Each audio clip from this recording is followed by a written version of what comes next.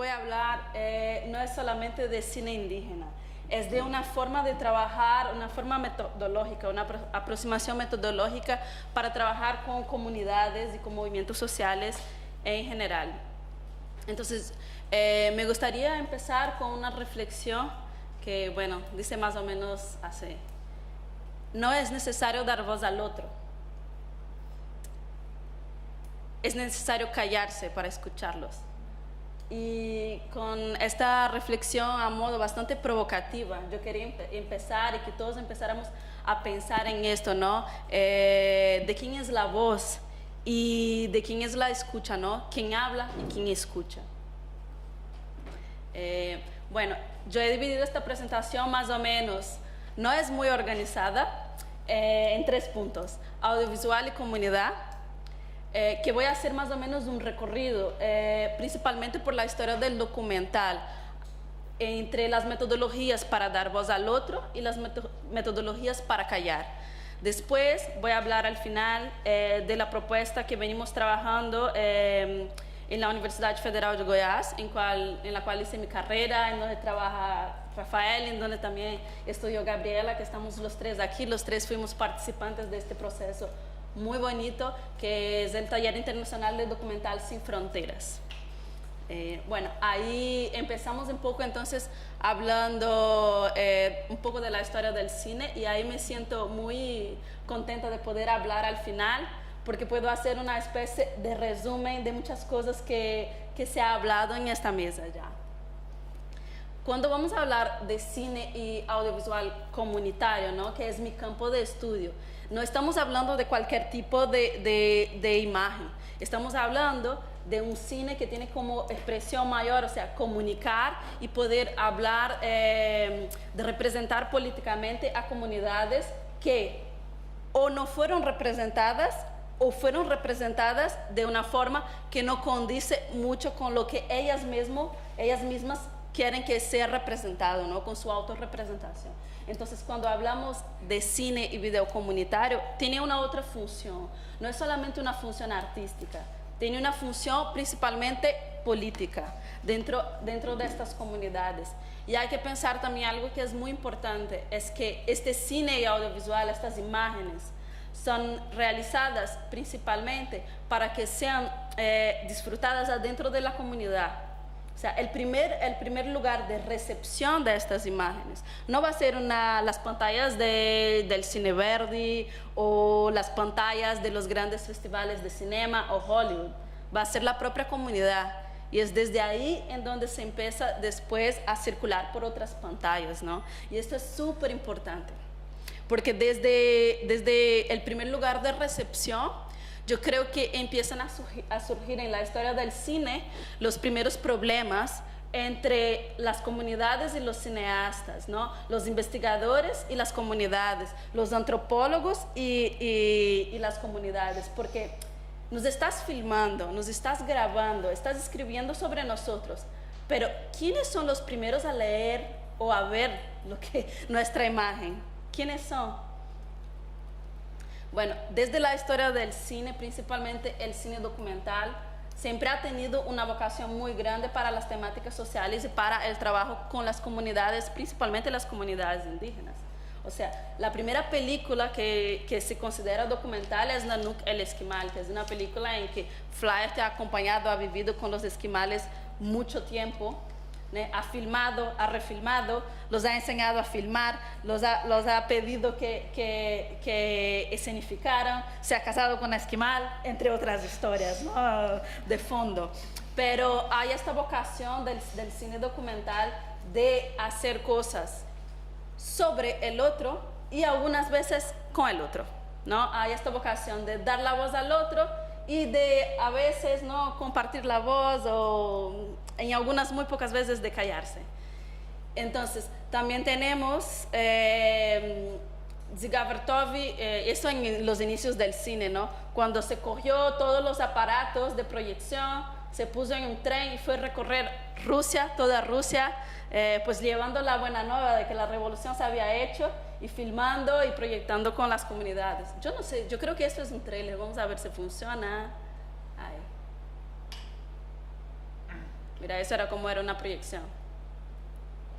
De esto hablaba, ¿no? O sea, estás filmando para proyectar esta imagen a quién. Entonces, para mí son como prácticas que nos sirven para pensar hoy, ¿no? O sea, ves que todo lo que, las reflexiones que vamos a hacer hoy, de qué tipo de cine y de qué tipo de metodologías tenemos que utilizar o podemos utilizar cuando estamos trabajando con comunidades, tampoco surgen de la nada, tampoco es que yo y mi grupo en la Universidad Federal de Goiás o Rafael somos, digamos, grandes genios que se nos ha ocurrido, bueno, vamos a hacer talleres y vamos a proyectar con las comunidades. No, esto viene de una tradición, o sea, partimos de un presupuesto de que hay que romper con determinadas tradiciones que tiene el cine en el manejo de la imagen de las comunidades, pero también hay tradiciones que sí que hay que recurrir.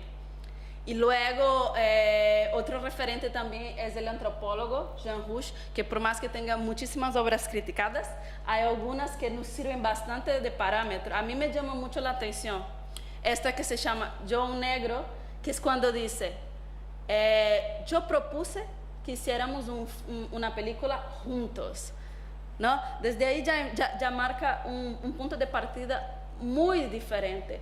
Yo no vengo a filmarlos, yo vengo aquí a filmar con ustedes.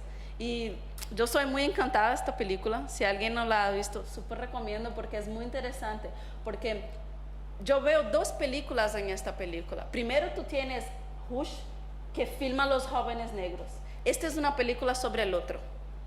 Al momento que él proyecta la película, pone a estos jóvenes en un estudio de grabación y les dice, ahora yo quiero que ustedes narren lo que están viendo, que recreen otra película. Esto ya es el discurso de uno mismo sobre la imagen del otro. Entonces tienes ahí un planteamiento muy creativo, una metodología muy creativa de acercamiento a este otro, a esta comunidad. Y en este momento es cuando digo, Rouch se calla para escucharlos y para pensar qué es que ellos tienen a hablar de sí mismos. No es solamente lo que yo tengo a hablar de mí. Después tiene otras películas, ¿no? Buenas también.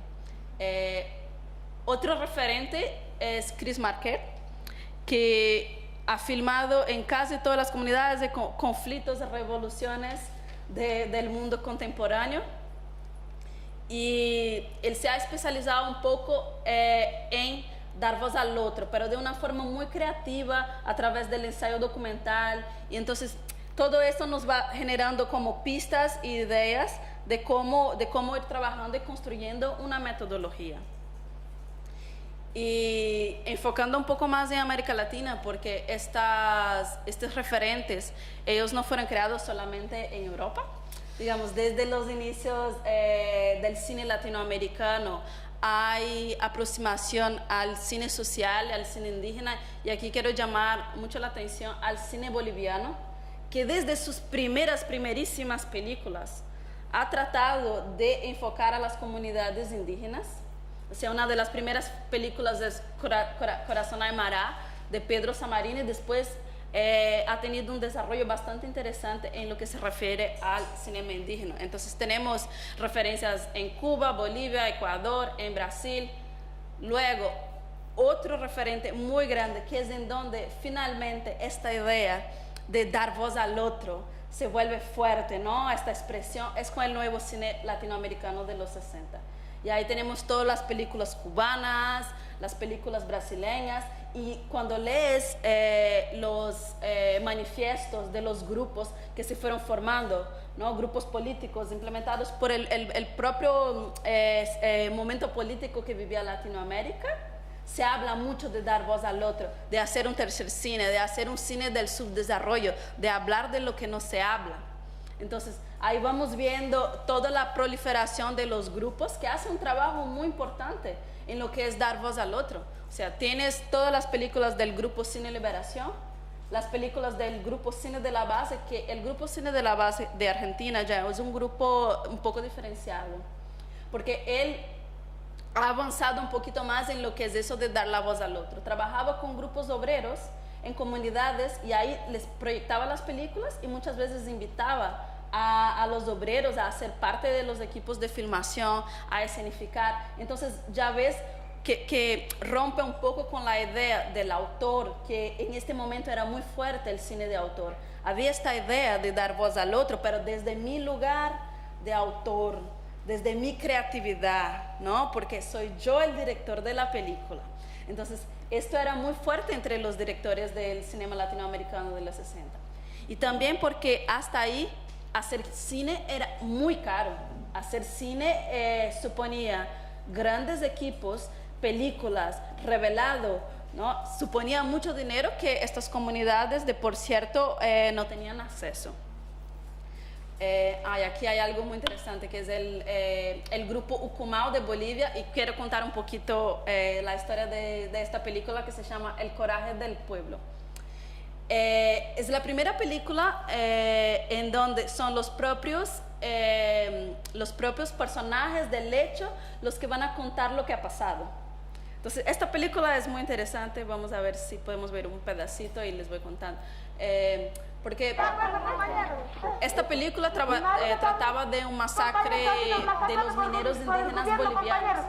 Entonces, Jorge Sanginés la filmó en las comunidades. Y luego, ahí la paro y o si no saco el sonido, porque si no, no puedo hablar y que ustedes escuchen al mismo tiempo. Bueno, y la filmó. O sea, estos son los propios personajes de la masacre. Luego la fue a proyectar en las comunidades. Y entonces le dijeron, pero Sanginés, es que no ha pasado así, ¿eh? Esto no pasó así, usted va a filmar otra vez. Y Sanginés tuvo que filmar otra vez. Entonces, vamos viendo que en toda la historia del cine nos van dando pistas, ¿no? De cómo podemos construir una metodología que no se trate solamente de dar voz al otro, pero sin dejar un poco el respeto por toda esta tradición del cine, que también es importante a veces de dar voz al otro. Y aquí otro referente de Chile, porque era solo un panorama, ¿no?, del cine latinoamericano.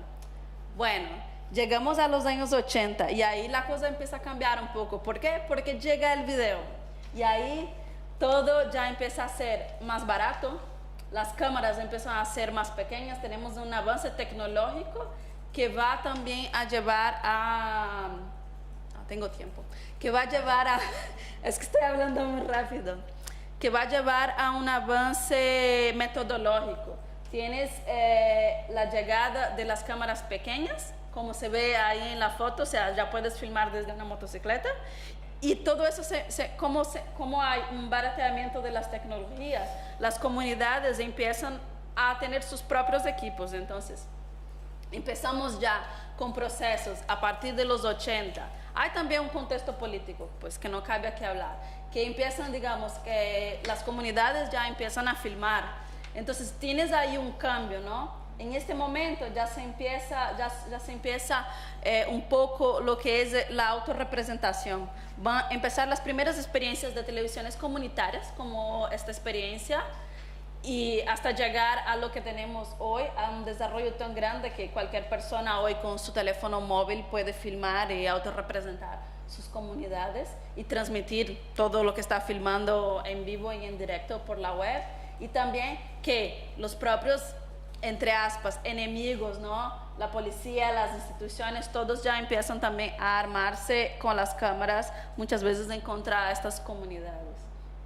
Y esta es una preocupación de las comunidades, ¿no? ¿Qué estás filmando? ¿Para qué? ¿Para quién? Bueno, y aquí ya vamos a finalizando esta primera parte, sin ninguna conclusión, pero con bastantes preguntas. Ya, vamos a ver. ¿Qué es dar voz al pueblo? ¿De qué estamos hablando, no? Cuando hablamos de dar voz al pueblo. Entonces, hay algunas preguntas que me gustaría que ustedes me ayudaran a contestar, como yo tengo mucho tiempo todavía. Cuando hablamos de cine audiovisual indígena, ¿no?, ¿quién tiene el poder? ¿Quién decide qué en una producción audiovisual? ¿Quién tiene la cámara? ¿Quién es el otro filmado y el otro que filma? ¿Los cineastas filman lo que ellos quieren o lo que el pueblo o la comunidad quiere? ¿Cómo negociar los deseos de cada parte? ¿A quién pertenecen los derechos de autor y económicos? Entonces, cuando nos planteamos, ¿no?, un recorrido por la historia del cine, yo termino con esta cantidad de preguntas, a ver si no hay más ninguna. No hay más ninguna. Yo termino con esta cantidad de preguntas porque nos ayudan a plantear cómo nos vamos a acercar con nuestros equipos de filmación a las comunidades.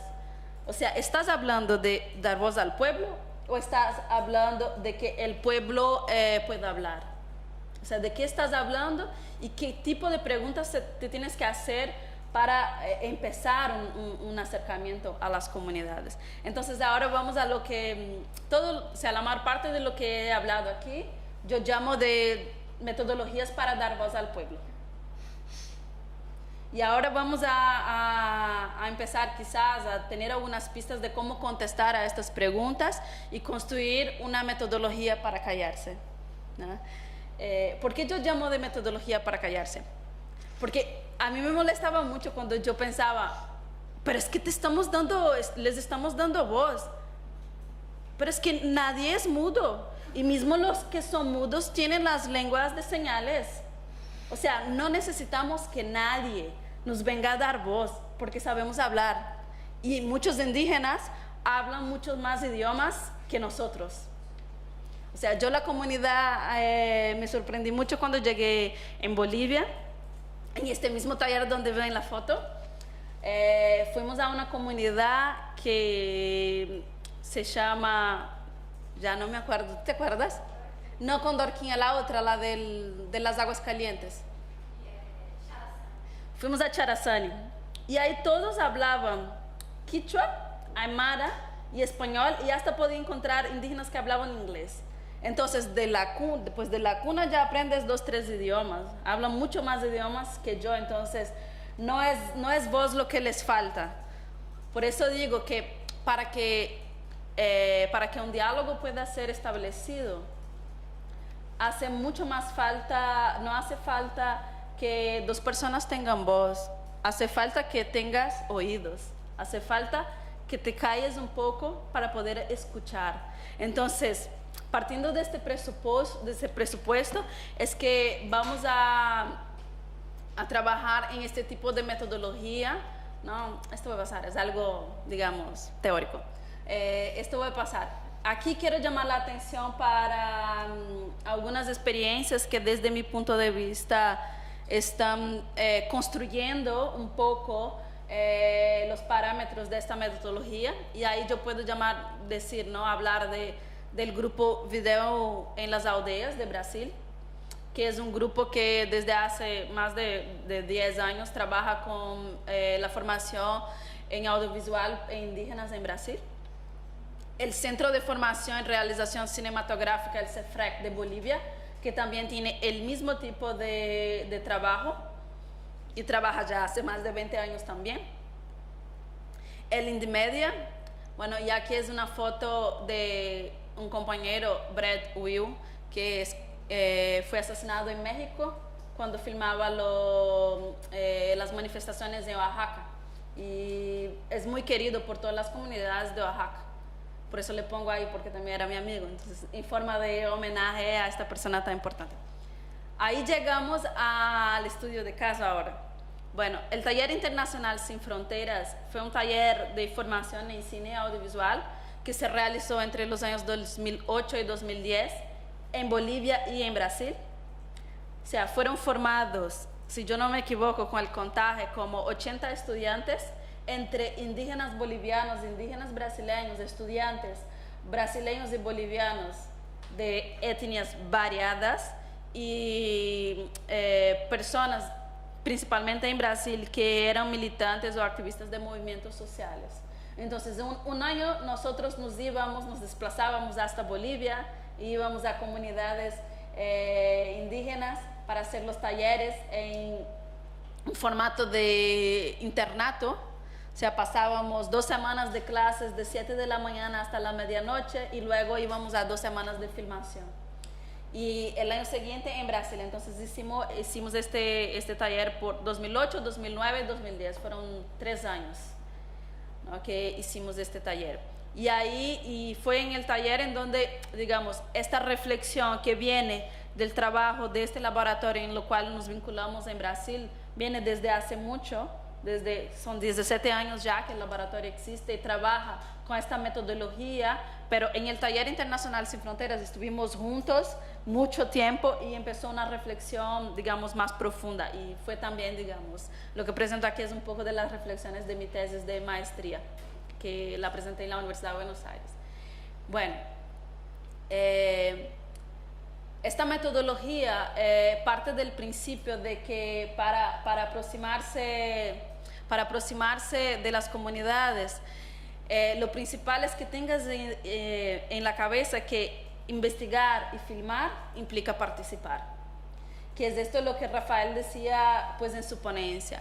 No puedes presuponer que tú vas a llegar en una comunidad y no va a darles nada. Digamos, una pregunta que las comunidades siempre tienen cuando tú te acercas a hacer una investigación, a hacer un proyecto, lo que sea, es lo que yo voy a ganar con esto, o lo que nuestra comunidad va a ganar, porque tú vas a ganar algo tú estás ganando, porque gratis no lo estás haciendo. Entonces, contanos qué estamos ganando nosotros, o arréglate y algo tenemos que ganar. Entonces, primero lo que tienes que pensar es que trabajar con un grupo es un proyecto para actuar, es un proyecto para hacer en conjunto, es un proyecto para hacer con, y no un proyecto para hacer sobre, o un proyecto para hacer para. Y aquí voy solo a nombrar, que mi tiempo se está acabando al final, qué son las ideas principales de este método para callar. O sea, son ideas que yo recorrí de todo esta experiencia del laboratorio Magnífica Mundi, y principalmente del Taller Internacional Sin Fronteras, ¿no? Primeramente empezamos con talleres de formación. Claro que hoy día, con todo el avance de las nuevas tecnologías, teléfonos celulares, es cada vez más fácil y menos, pongo entre aspas, menos importante que nosotros los letrados, los académicos, ¿no? Los que sabemos las tecnologías los enseñemos a los indígenas o a las comunidades que no lo saben. Hoy día, con muy poco tiempo y muy poco desarrollo, una persona puede aprender esto. Luego, la idea del maestro ignorante. ¿Qué es esta idea? Y es muy chistosa y pasa en todos los talleres. Es que un profesor puede enseñar algo que ni siquiera él lo sabe. Entonces, a veces teníamos profesores de montaje que no sabían montar. Pero ¿qué tenía este profesor? Sabía cómo estimular la curiosidad del estudiante. Entonces, en uno de los talleres que observé, estaban trabajando con software libre, pero la persona que estaba encargada de enseñar el software libre no sabía manejarlo. Y ahí se juntaron los estudiantes del profesor y trataron de poner adelante, porque había un problema práctico para resolver. Entonces, lo que necesitas son las ganas de enseñar, las ganas de aprender. Y así vamos adelante. Otra cuestión que es muy, muy importante, y que cuando filmes en cualquier comunidad te lo van a pedir: visionados públicos. O sea, la gente te va a decir: mira, has estado filmando todo el día, ¿por qué no nos muestra ahora lo que has filmado? Y un cineasta, no, pero es que no está montado, es que no está bien. No, la comunidad te lo va a pedir y tú mostrarlo, por favor. Entonces, tener este compromiso de mostrar lo que se está filmando, porque también parte del presupuesto que la comunidad va a tener un control sobre lo que está filmando y te va a, entre aspas, autorizar. La primera proyección tiene que ser en la comunidad. Mientras, era algo que nos decía nuestro profesor Iván Molina, que era de la Escuela de Cine y Artes Audiovisuales de La Paz. Mientras no has proyectado la película en la comunidad y no tienes el permiso, tu película no está lista. Y otra cosa que también se empieza a discutir, la autoría. ¿De quién es la autoría o qué hacer con eso, no? Hay un director, o sea, y también la cuestión de los roles, ¿no? O sea, ¿quién firma qué en una película? Los derechos son de la comunidad, son del autor, son de la institución. Todo eso son cuestiones que hay que negociar, y algunas producciones parten del principio de una autoría colectiva. Y bueno, ahí pongo la autoridad, que es algo que venimos hablando siempre y que hay siempre que considerar cuando estamos trabajando con este tipo de grupo, ¿no? O sea, pensar en el otro y pensarse también como el otro. ¿no? El otro que filma, el otro filmado. Hay que despirse muchísimo de tu lugar cultural para poder entender las lógicas de funcionamiento del grupo con lo cual estás filmando. Bueno, es esto, son, digamos, ideas para construir un método. Yo los invito a ustedes, que yo sé que casi todos aquí han trabajado con comunidades, a traer más ideas para que podamos ir construyendo un método que sea cada vez más adecuado y más respetuoso para trabajar con comunidades. Es esto, gracias.